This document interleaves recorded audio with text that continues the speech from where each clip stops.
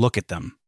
40 stories up, legs dangling over nothing, wind coming off the Hudson cold enough to cut through a coat, and they are just sitting there eating like they have nowhere better to be.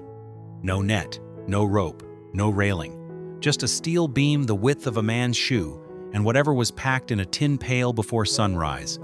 Most people see this picture and think, those men were fearless. They were, but that is not the most interesting thing about them. The most interesting thing is what was in that tin pail, and what it was doing to them while they sat there laughing and passing coffee and watching the greatest city in the world rise up around them. They thought they were just eating.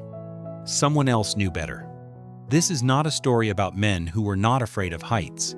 It is a story about what happens when the people running a project understand exactly what it is costing the people doing the work and decide that the schedule matters more than the answer. It is the late 1920s. New York is building upward, not a floor or two, straight up, as high as steel and ambition and borrowed money will go. The Chrysler Building, the Empire State, Rockefeller Center, all of them going up at the same time, all of them racing to be the tallest thing anyone had ever seen. Every single one of them built by hand.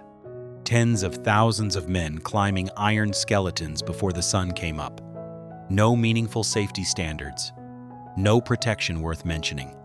Just men and the understanding that if you wanted the wage, you showed up and you did not complain. Most were immigrants. Irish, Italian, Eastern European, men who had come to America with nothing and taken the only work available.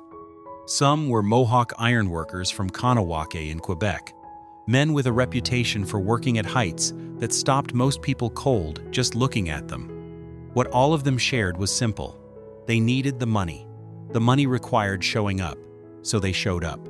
When the noon whistle blew, nobody went down. Riding the elevator meant losing half your break before you even sat down.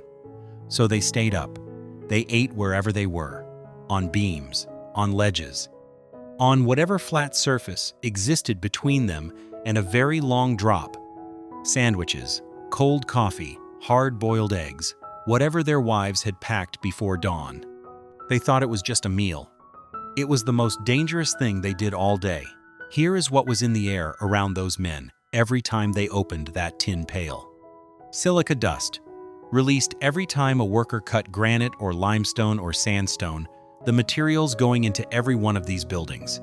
Particles too small to see, too small to feel. They hung in the air for hours after the cutting stopped. They settled on the beams. They coated the wax paper the sandwiches were wrapped in. They drifted into the coffee cups and landed on the hands about to pick up that food. Every bite carried it in. Every breath pulled it deeper. Once it reached the lungs, it never left. Then, there was the red lead paint coating every steel beam. A rust primer that sent lead particles airborne every time a fresh beam swung into place. Workers finished shifts with a faint metallic taste at the back of their throats. They called it the taste of the job. Some joked about it. Nobody told them what that taste meant. And through all of it, the asbestos, sprayed onto steel frames as standard fireproofing, clouds of it drifting through every open floor. Invisible, odorless, no cough, no burn, no warning. It settled on food, on clothing, on skin. It just went in, and it waited. 3 things, all invisible, all arriving through the same meal, the same air, the same ordinary noon break. The men could not see any of it. They could not feel any of it. But by 1930, certain people already understood exactly what it was doing. If you are watching this, and something about it is sitting differently than you expected, you are not alone. Most people who know this skyline have never heard this side of it. Drop a comment and tell us, did you know any of this was happening while those buildings went up? We read every comment and we reply. Now, stay with the story, because what comes next is the part that should not have stayed hidden as long as it did. In the spring of 1930, in Gauley Bridge, West Virginia, a construction company drove hundreds of workers into a tunnel bored through rock, loaded with silica. No ventilation, no protection. Fast work, cheap work, profitable work. Men who were healthy in January were being buried by March. Not years later, weeks. Acute silicosis burning through lungs so fast the body could not keep pace. Somewhere between 700 and 1,000 men died. Congressional hearings followed. Newspapers ran the story coast to coast. Every construction foreman in New York City read about it. The meals on the beams continued without a single change. Because the men making the decisions were not on any beam. They were in offices. And in those offices, a different kind of calculation was happening. Johns Manville, one of the largest asbestos suppliers in the country, had commissioned their own medical research. When the findings came back confirming that asbestos was destroying the lungs of the men working with it, the company contacted the researcher directly. A sentence had been written into the published study. One sentence stating that asbestosis could be fatal. They had it removed before the paper went public. One sentence. Deleted. Because leaving it in cost money. In 1935, two executives exchanged letters about managing the growing evidence of disease among their workers. Those letters were later uncovered in legal proceedings. One line from that correspondence became hard to forget once people finally read it. The less said about asbestos, the better. That was not a private fear slipping through. That was a position. Company doctors, paid by the construction firms and loyal to them, were recording cases of silicosis and lead damage under different names. Nervous exhaustion, overwork, personal instability.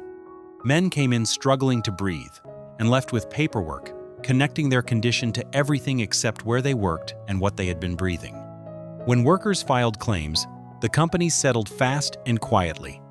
Low amounts, private agreements, and attached to every settlement, a confidentiality clause. Sign here, take the money. Tell no one. The men signed because they were sick and their families needed to eat. Most did not fully understand what they were giving up when they put their name on that paper.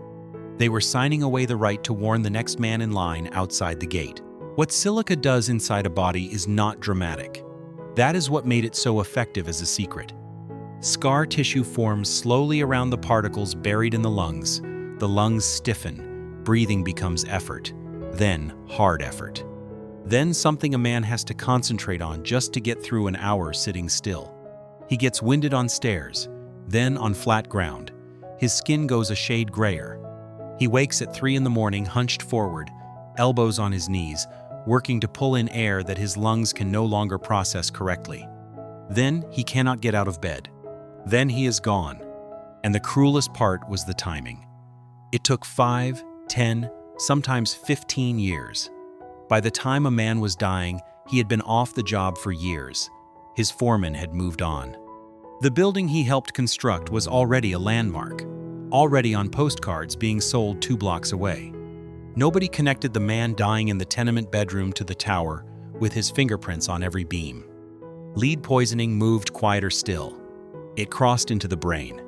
The wives noticed first. A husband who had changed, who snapped at the children, who forgot things he used to know perfectly. The company doctor wrote down nervous exhaustion and sent him home. Asbestos was the longest wait of all. 30 years of silence.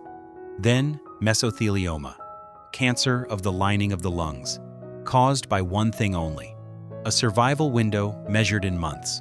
No cure then. No cure now. The men who fireproofed these buildings in the 1930s were dying from it in the 1970s. Their children were grown. Their buildings were monuments. And they were dying in hospitals from something planted in them 40 years earlier during an ordinary meal on an iron beam. Nobody put their names on the buildings. Change did not come because anyone in those offices decided to do the right thing. It came because enough families buried enough people, and enough lawyers found documents that were never meant to see daylight. Those edited research papers, those executive letters, those stacked confidentiality agreements. When they finally surfaced in courtrooms in the 70s and 80s, the full shape of what had happened became very difficult to explain away. Johns Manville filed for bankruptcy in 1982, not because the company had failed, because the asbestos claims were arriving faster than any fund could absorb them. tens of thousands of people, workers and their families, all of them sick or dying from something that had been documented, known, and deliberately managed into silence for decades. The Occupational Safety and Health Act passed in 1970. Lead paint banned from construction in 1978. Asbestos phased out through the following decade, nearly 50 years after those meals on those beams. That is how long it took. We look at those photographs now, and we see men who were not afraid of anything. They were not afraid of the height, the cold, the wind, or the fact that one wrong step ended everything. They showed up every morning. They fed their families. They built something that is still standing 100 years later. They asked for nothing except the wage they had earned. What they did not know was that every meal they ate up there was part of a transaction they had never agreed to. The buildings got famous. The men got forgotten. And the people who understood the difference between those two things never once sat on a beam. The fall would have been fast. What actually got most of them took 30 years. And it started the moment they opened that tin pail and took the first bite. If stories like this one deserve to be told the way they actually happened, subscribe to this channel and turn on notifications. Real history, the parts most people never get. Because the buildings are still standing, and almost no one knows what it actually took to put them there.